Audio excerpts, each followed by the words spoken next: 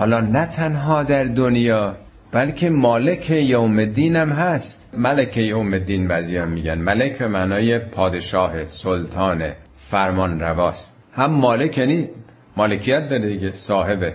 این دوتا البته دو جلوه یه حقیقته.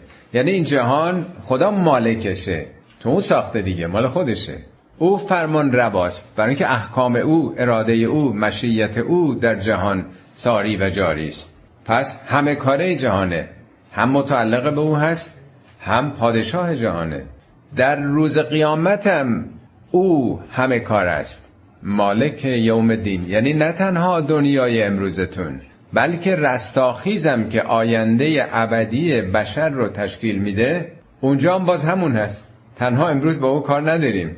یوم الدین، دین بر حسب آیه معناش مقداری ابعاد مختلف داره. معنای ریشه ایش یعنی جزا، یعنی پاداش، یعنی نتیجه. یعنی نتیجه و محصول عملتون رو میگیرید. این یه معنای دینه.